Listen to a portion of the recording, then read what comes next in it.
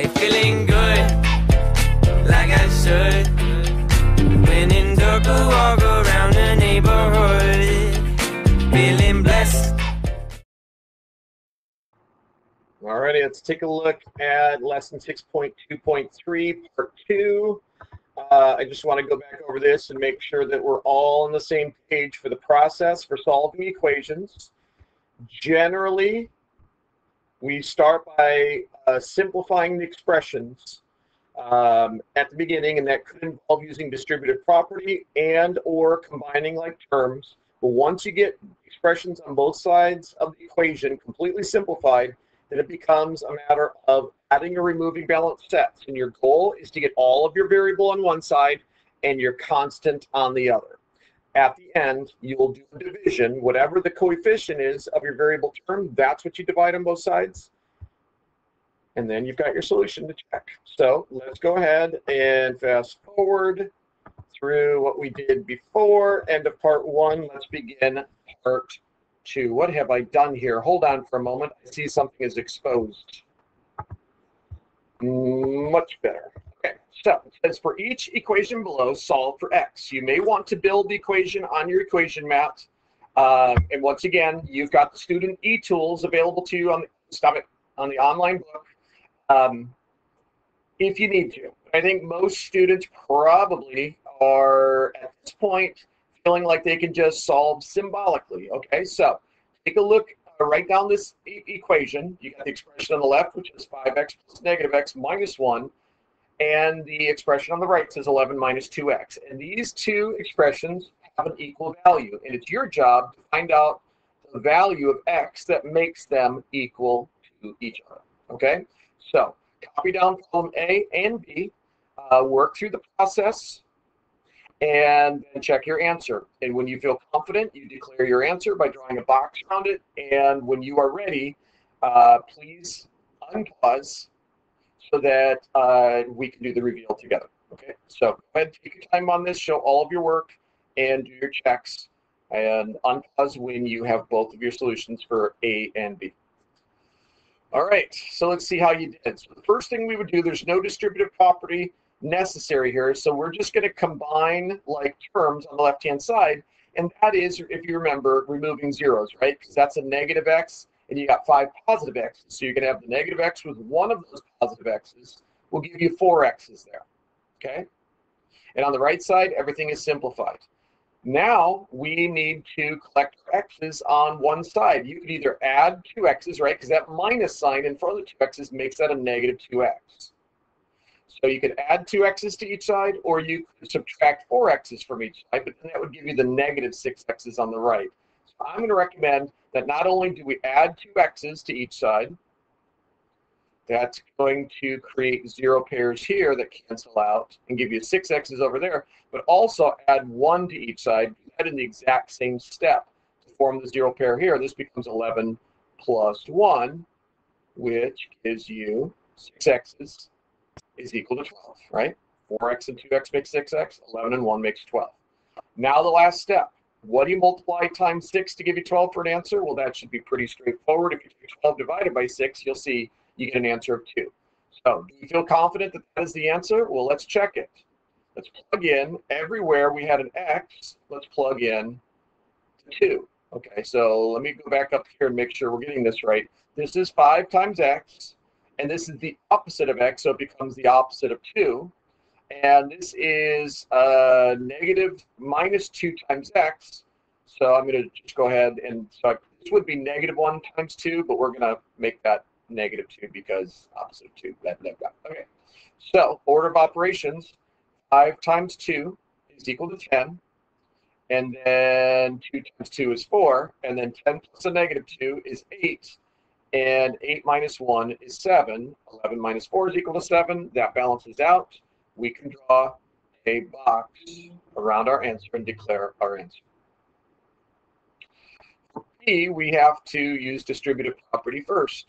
So go ahead and do that. That becomes negative 3x and positive 6, positive x, and negative 1. And on the right side, nothing changes. Then we have to combine like terms. So you add your negative 3x and your x on the left-hand side, and your 6 and your negative 1 to give you negative 2x plus 5. Once again, nothing needs to be done over here yet. But now, which side do we have more x's on? This is one of those things where I'm talking about the value of the coefficient when I say that. Like over here, you had 4 x's on one side and 2 x's on the other, but technically it was negative 2x, but either way, you'd want to collect them on the left side, so you get a positive 6 x's. Here, if I add 1 x to each side, I'm still going to have a negative x over here. But if I add 2 x's to each side, I'll get a positive x on the right-hand side. Since negative 1 is technically a greater number than negative 2, I'm going to choose to collect them on the side with the negative 1x. So we'll add 2 x's to each side, which means we would have to collect the constant on the left by adding 3 to each side. So these guys cancel each other out. This leaves you with 1x. These guys cancel each other out. This leaves you with 8. So you end up with 1x is equal to 8, and that's all we needed. That was our solution. So let's check that. Plug in our 8 here and our 8 here. Highlight that. So negative x makes that negative 8. This is a positive x, so that's a positive 8, and that's a negative x, so that's a negative 8. So you could use distributive property, but I think most of you would probably just take negative 8 plus 2 is negative 6. 3 times negative 6 is negative 18. 8 minus 1 is 7, so negative 18 plus 7 is negative 11. On the right side, negative 8 minus 3 is the same as negative 8 plus a negative 3, which is also negative 11. And I don't think I showed it, but we'll go ahead and check that because that is correct, and we can declare our answer. All right, Jenny is confused. She simplified an equation and ended up with the match shown at the right. 2x's is equal to 3. How is she supposed to figure out the value for x? Are we allowed to cut these guys in half? Oops, don't do that. Turns out you can. So if you solve it algebraically, you're just taking 3 divided by 2, and we can find 3 divided by 2. That's equal to 1 1/2, or 1.5. So basically, just to go back for a second, this is the reason why we want to graduate to solving algebraically. Algebra tiles make for a nice visual, so you conceptually understand the difference between x's and 1's and x squareds. They can't be combined because they're completely different shaped tiles. But once you kind of get that basic idea and you understand the rules of combining like terms, then go ahead and just solve it algebraically like we did here. And it's so much easier. All right, 5D process.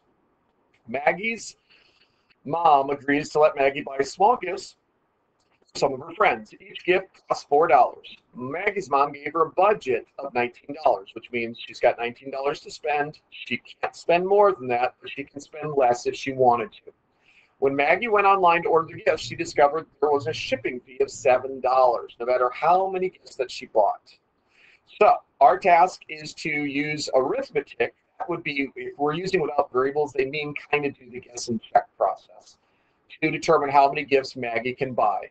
And then let's solve it algebraically and then compare and contrast everything that we did there. So first of all, 5D process, let's make sure we understand everything. The gifts are $4 each. There's a shipping fee that's $7.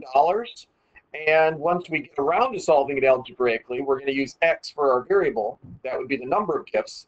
And then the total she can spend is $19. So what if she chose to buy 5 gifts? 4 times 5 is she would spend $20 on the gifts and $7 on the shipping fee. And that would cost $27. But she only has $19 to spend, so that is too high. So then I backed it off to the number 3, and that's where I got it on my second trial. 4 times 3 is 12. 12 plus 7 is 19.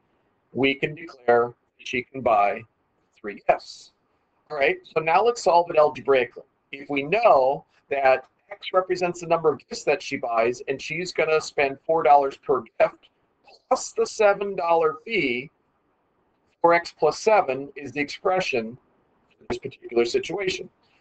That has to be equal to $19 because that's the amount of money that her mother gave her. Now, I would say that this is technically an inequality situation because she doesn't have to spend all $19, but she's going to, so we'll just call it an equation. We would start by subtracting 7 from each side, and that would give us 4x equals 12 because, right, 12 plus 7 is 19, so 4x's had to equal 12. And then 4 times something equals 12. What is that something? It's got to be 3. Okay, so here when we did it arithmetically, we got the same answer. Whatever. When we used arithmetic, we got the same answer as here, but doing this process builds the check into the process, right? When you work from left to right, you are deciding. This right here is the decision portion, and then you declare your answer. Over here, we'd have to decide it by checking it.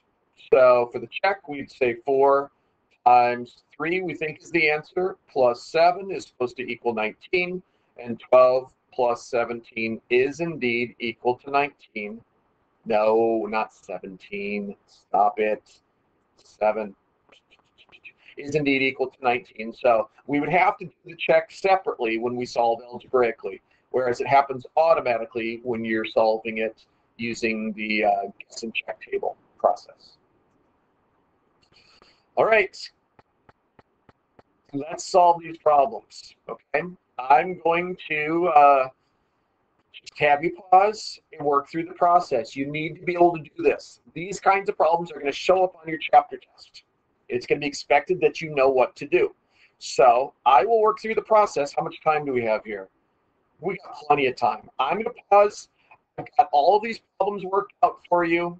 I want you to see if you can come up with the answers first, and then I will work through the process for each one of these. So if you get all the correct answers, you can pretty much stop watching the video because you know what to do. Okay. So I'm going to pause, and I'm going to pause, and when you come back, we'll do the reveal, and then I will proceed showing how to get all of these answers. And you follow along with me, or you fast forward to the ones that you got wrong to see where you made your mistake, and everything will be wonderful. All right, take care. And no taking care, not yet. Just pause and get to work. Bye. All righty, let's do the reveal. If you have not yet paused, do it now, or else you're going to see all the answers, and it's going to take all the fun of the challenge out of doing all of this work. So if 2 times x plus 1 plus 3 is equal to 3 times x minus 1, then x would have to be equal to 8. For B, x would be equal to 8 as well. For C, x is going to be equal to 3. And for D, x is going to be equal to negative 1. Okay, so hopefully you got all 4 of those correct, and you are now stopping the video and going on to complete either a check for understanding or your homework or something else. I'm going to work through each one of these problems. Okay, starting with 2 times x plus 1 plus 3 is equal to 3 times x minus 1. If you see this worked out on the equation map, you'll see that the 2 times x plus 1 really means 2x plus 2, and then plus 3 is eventually going to give us 2x plus 5 on the left-hand side. And on the right side, 3 times x minus 1 really becomes 3x minus 3. So once we've gone through the process of using distributive property and combining like terms, we get this as our equation.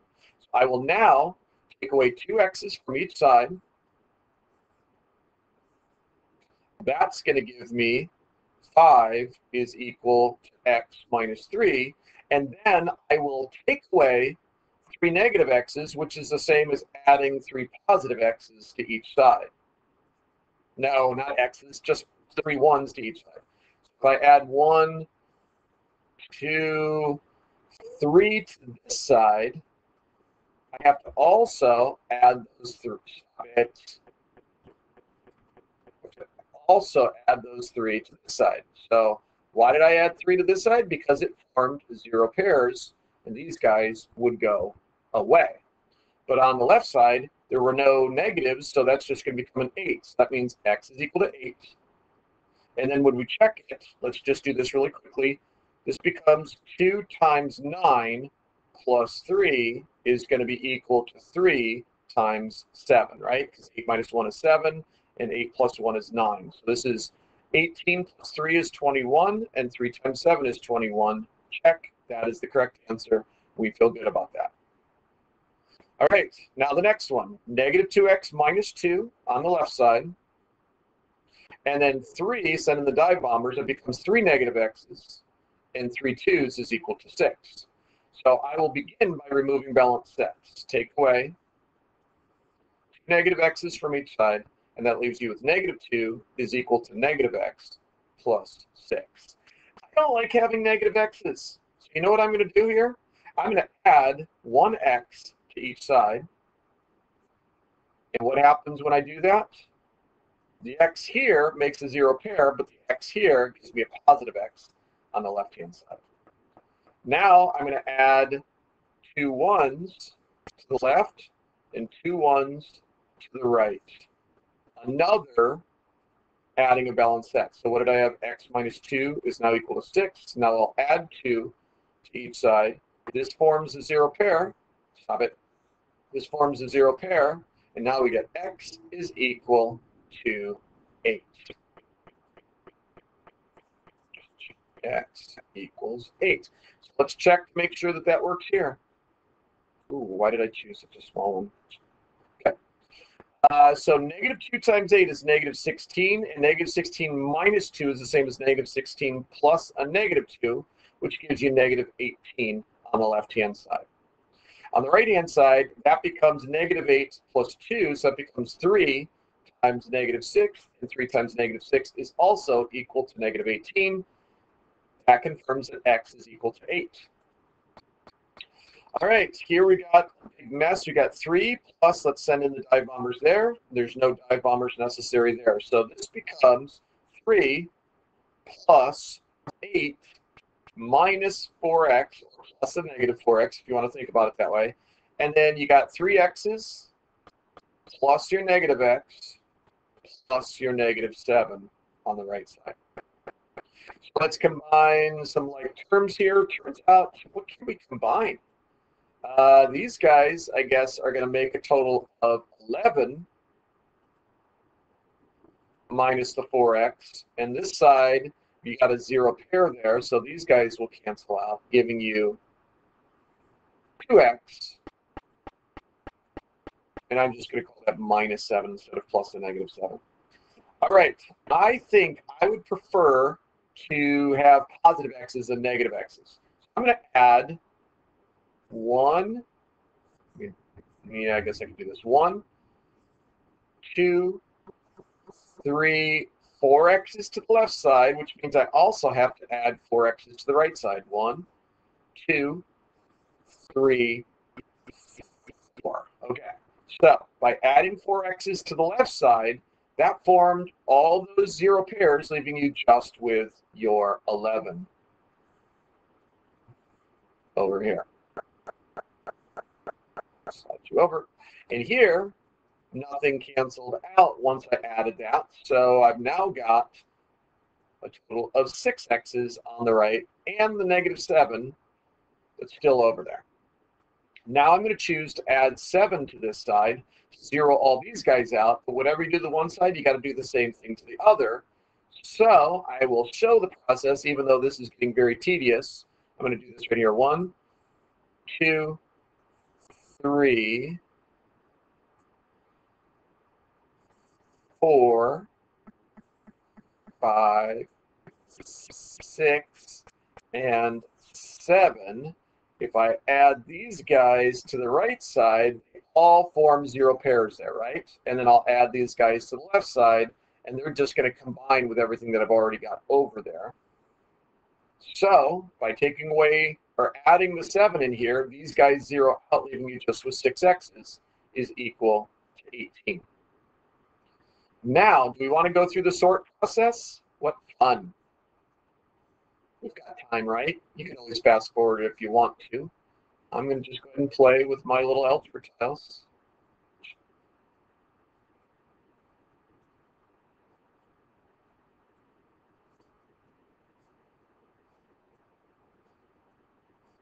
Hooray for sorting. Every one of these x's has 3 1s.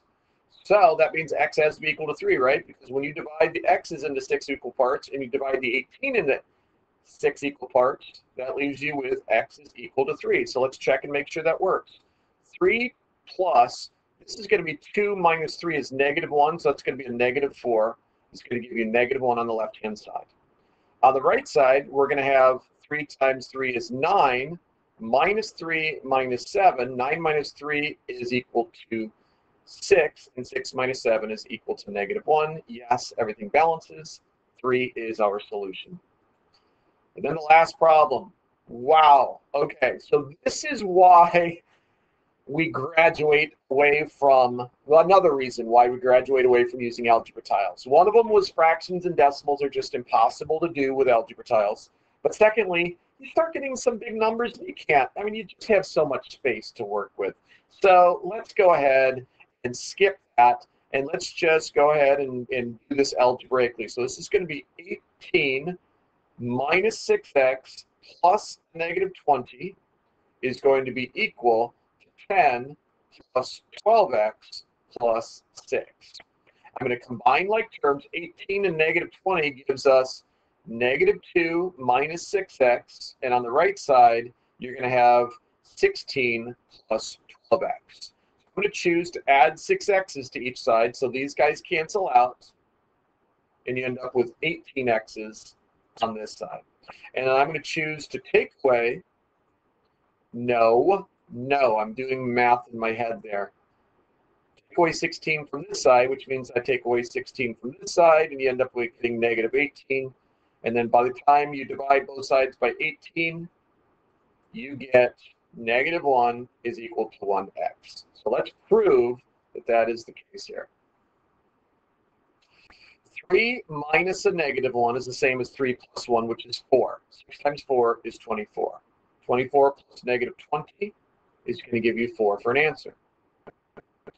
Here, we're going to have -1, so it's -4 plus 2 is -2. 3 times -2 is -6. And then 10 plus -6 is also 4. So we've confirmed all of our solutions are correct by checking them, and that is how we go about solving equations. Alrighty? Alrighty. So let's move on to the next activity, which could be doing your homework or a check for understanding. Take care. Bye. Hey, feeling good, like I should.